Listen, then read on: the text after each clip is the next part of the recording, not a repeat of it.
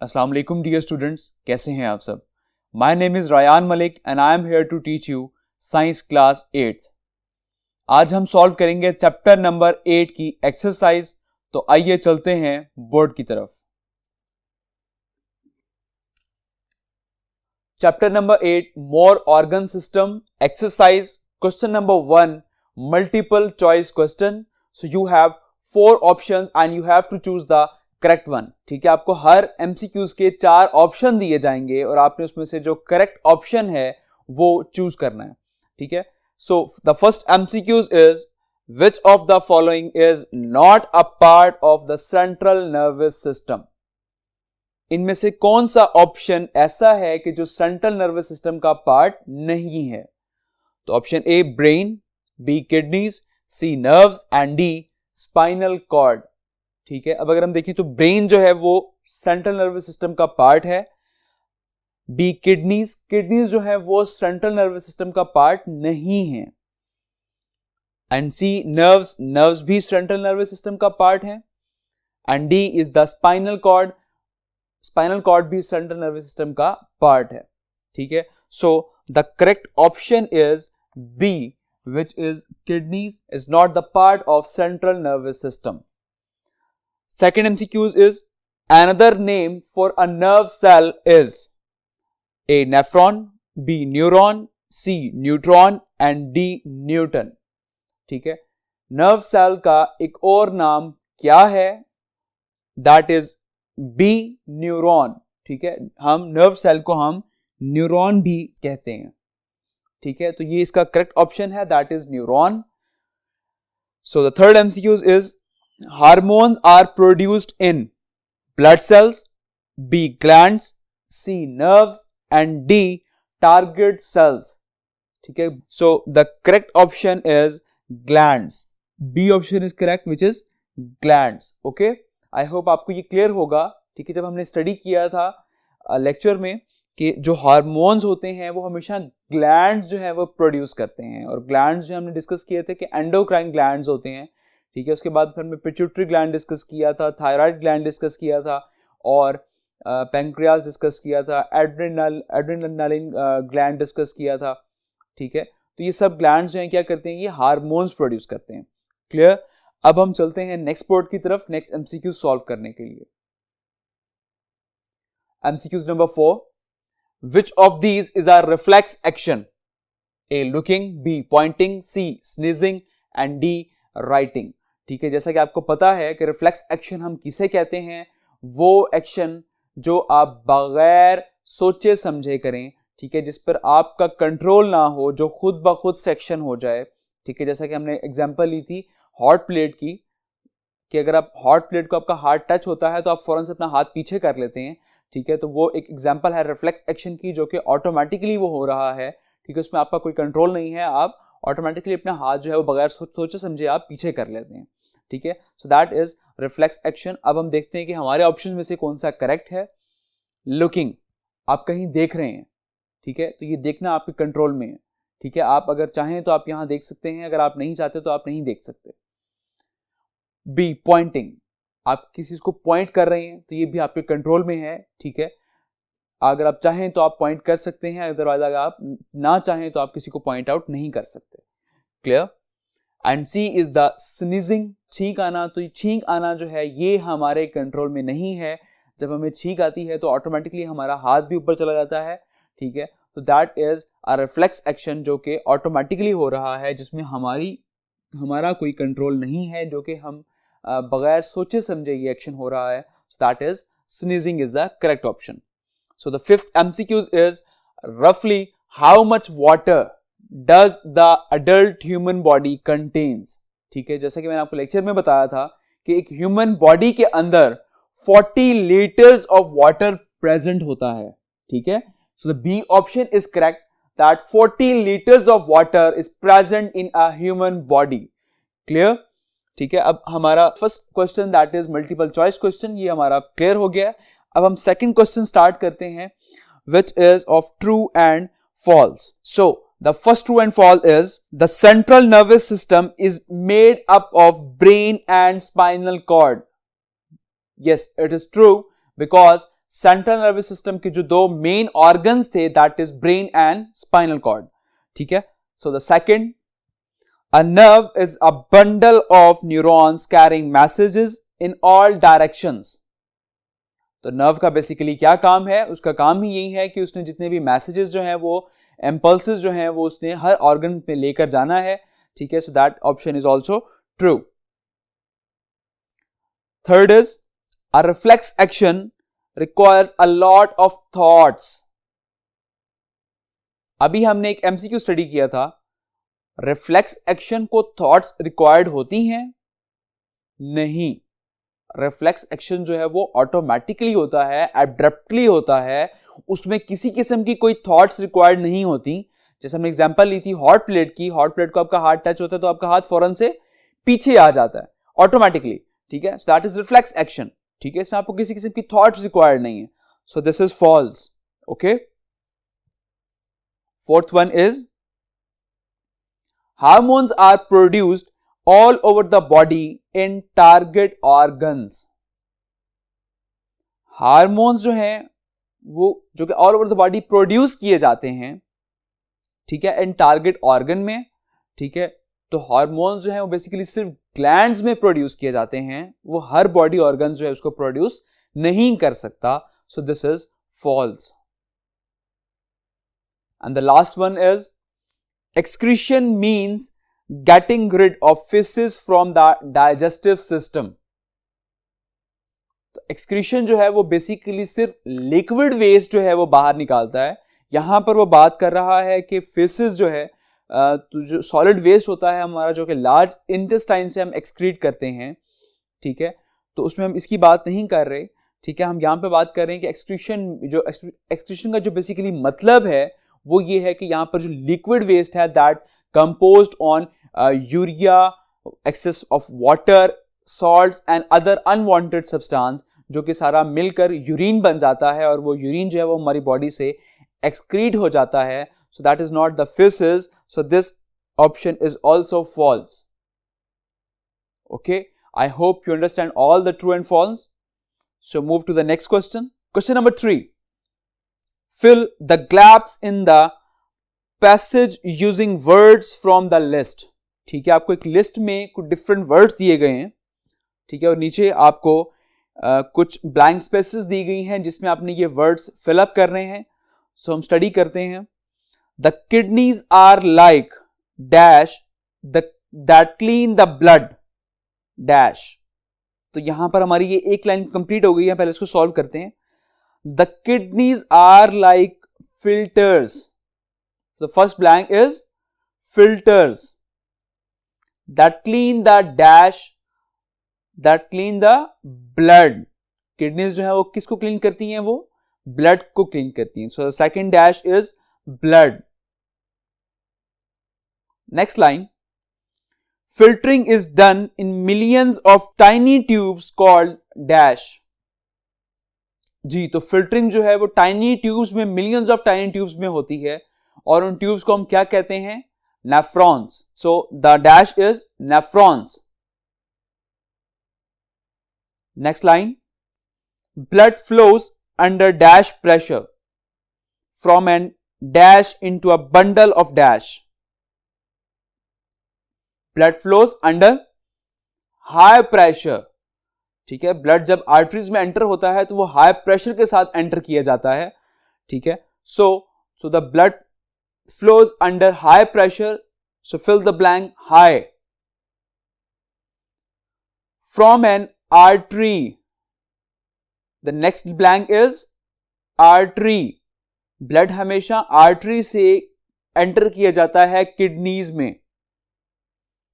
into a bundle of capillaries. Into a bundle of capillaries. So the next dash is capillaries. Next line. Dash and other waste along with some dash are filtered out into a tube. Dash and other waste mean urea and other waste. So the fill the blank urea. urea, urea and other waste along with some water fill the blank, water are filtered out into a tube, जो कि filtered किया जाता है एक tube में से.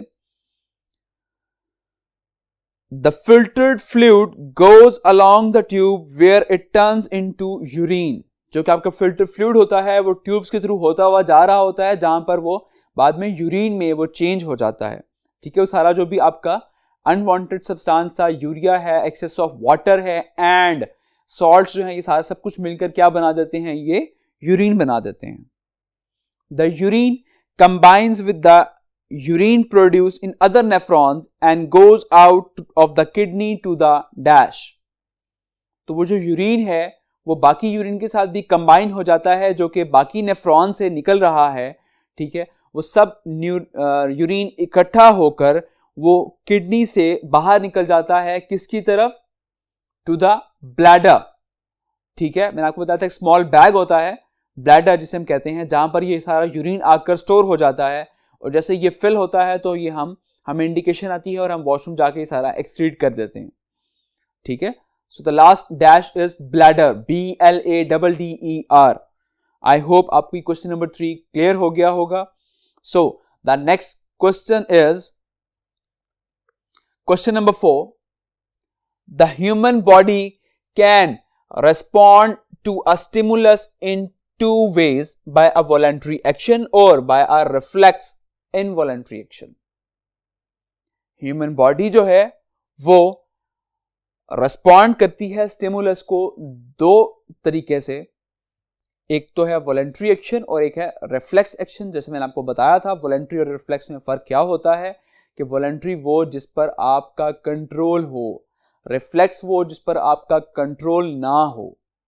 ठीक है, वॉलंटरी वो जो आप सोच समझ कर करें, जो आप सोच कर करें. रिफ्लेक्स वो जो आप बगैर सोचे करें. ठीक है, अब हम सॉल्व करते हैं questions. So the first question is a, what is a reflex action. ठीक है, कि रिफ्लेक्स एक्शन जो है वो क्या होता है. So right the answer. A reflex action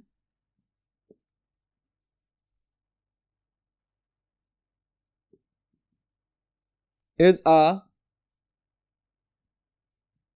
fast response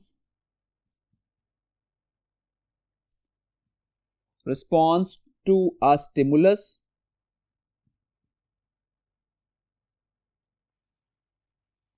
A reflex action is a fast response to a stimulus and does not require thinking.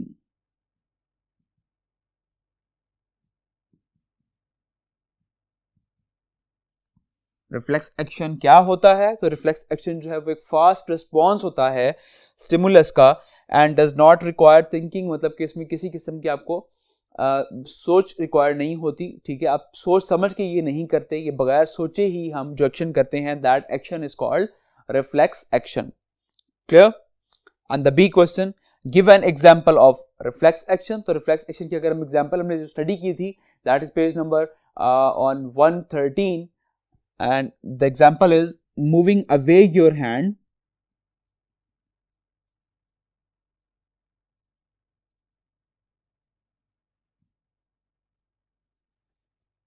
from a hard object. Clear? So now move on the next board.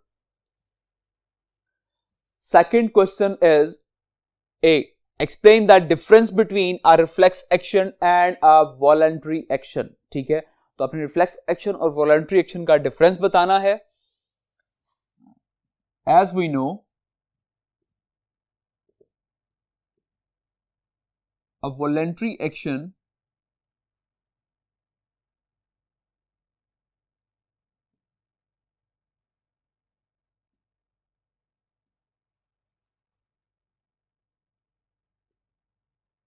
requires thoughts.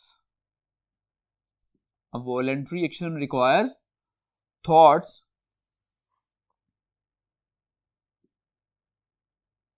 to respond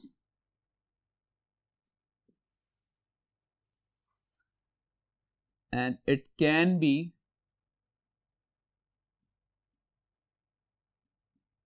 fast or slow, but a reflex action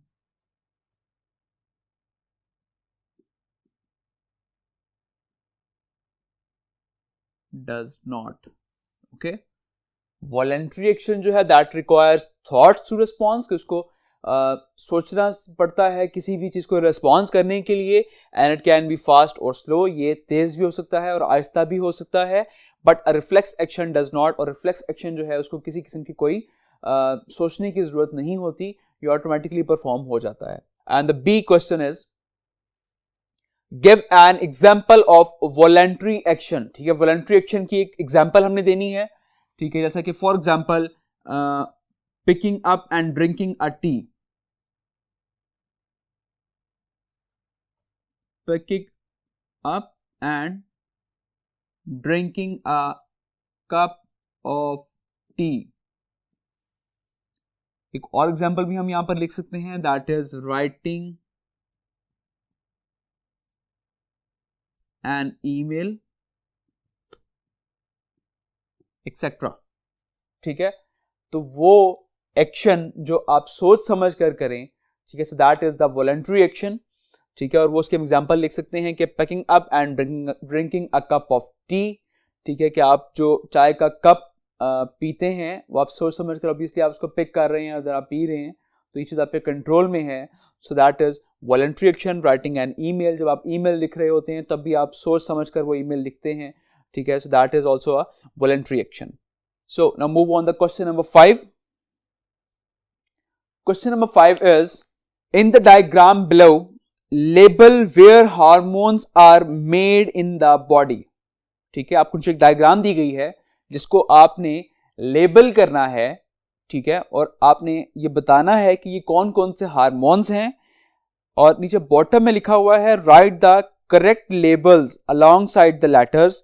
labels कौन कौन से हैं? Adrenal gland, pancreas and pituitary gland. ठीक है, so we start from ए. ठीक है, जो A option है जो आपको डायग्राम में नजर आ रहा है, जो किडनीज के बिल्कुल ऊपर होता है, उसे हम कहते हैं एड्रिनल ग्लैंड्स. ठीक है, so the A is adrenal glands. B is pancreas, जो कि इंसुलिन प्रोड्यूस करता है हमारी बॉडी में ब्लड शुगर लेवल को मेंटेन करने के लिए. And the C is pituitary gland. Pituitary gland जो है ये बेसिकली बाकी सब ग्लैंड्स को भी कंट्रोल कर रहा होता है. So right, the C is pituitary gland. I hope आपको ये क्वेश्चन क्लियर हो गया होगा. So now move on to the question number 6. First question is, what name is given to the glands that produce hormones. ठीक है, जो hormones produce करते हैं उन ग्लैंड्स को क्या नाम दिया जाता है? तो उन ग्लैंड्स को हम कहते हैं एंडोक्राइन ग्लैंड. तो ऑप्शन लिखते हैं इसका. So the answer is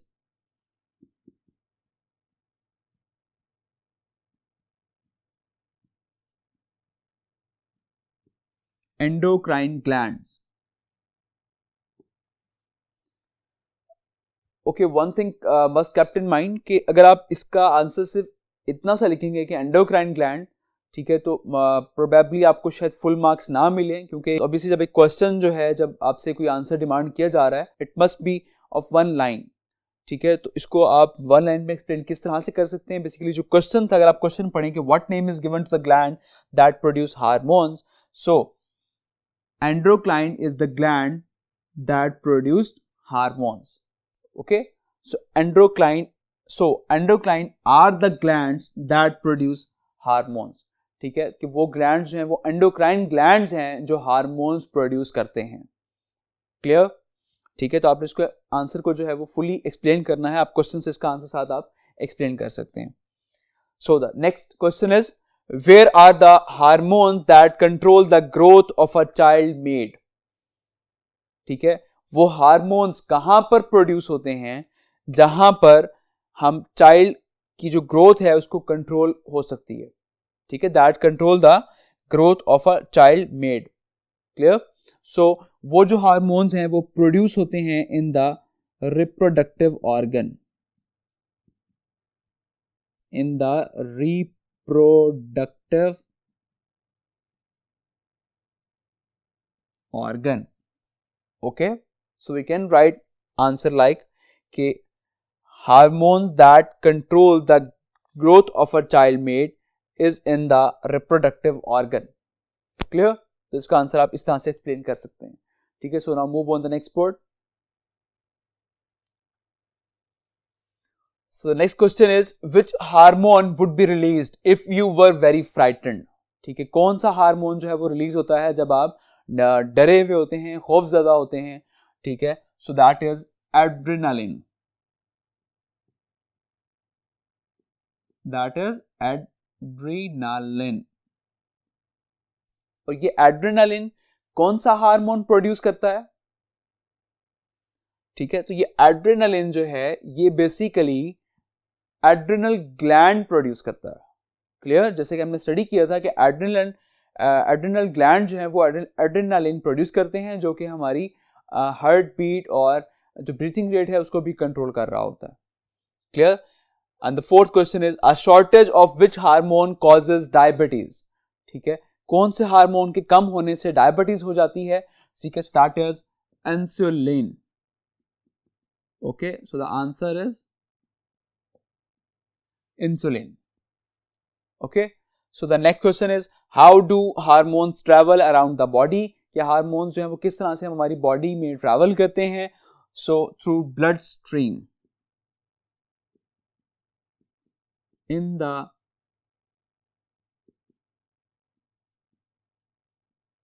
blood stream. Okay, I hope आपको ये सारे क्वेश्चंस जो हैं ये क्लियर हो गए होंगे. ठीक है, तो यहाँ हमारा चैप्टर नंबर 8 कंप्लीट हो गया. इंशाल्लाह हम नेक्स्ट लेक्चर में हम स्टार्ट करेंगे chapter number 9. So take care. अल्लाह हाफिज.